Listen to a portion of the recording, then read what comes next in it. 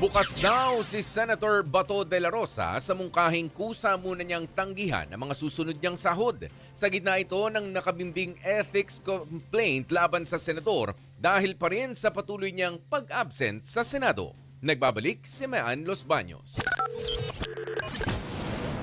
Mula November noong nakaraang taon, no-show na si Senator Bato de la Rosa sa Senado. Pero hindi gaya ng mga ordinaryong manggagawa na no work, no pay, sumasahod pa rin si Senator Bato kahit halos 6 na buwan na siyang absent. Ngayon, kinukonsidera na raw ng senador na wag munang tumanggap ng sahod at allowances. Alinsunod sa mungkahi ni Senate Ethics Committee Chairman Senator G.V. Ejercito. I think meron ng, they're just waiting for the final decision.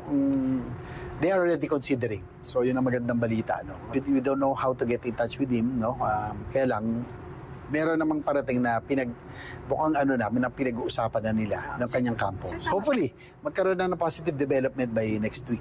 Base sa Compensation and Position Classification Act of 1989, salary grade 31 ang mga senador at kongresista. Ibig sabihin, sumasahod sila ng 293,191 pesos hanggang 334,059 kada buwan. Ayon kay Ejercito, mainam kung voluntaryong gawin na ni Bato ang hindi pagtanggap ng sahod at allowance dahil matagal at matrabaho pa kung aamyendahan ang rules nila tungkol dito. Para na lang mawala yung pressure sa Senate, mawala yung pressure sa kay Senator De La Rosa, siguro, yung request natin, ito voluntary nila lang. Forgo yung kanyang or waive niya yung salaries and allowances. That's also seconded sinang-ayunan din naman ni Senate President Soto yon. Una nang sinabi ni Ejercito na posibleng ma-dismiss ang ethics complaint kay De La Rosa.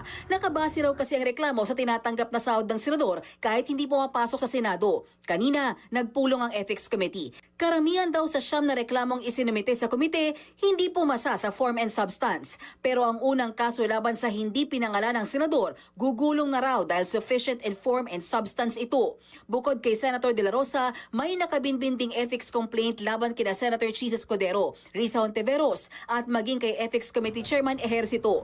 Nagbabalita mula sa Frontline, Mean Los Baños, News 5. Mga kapatid, ako po si Ruth Cabal. Dito tayo sa totoo, dito tayo sa True FM.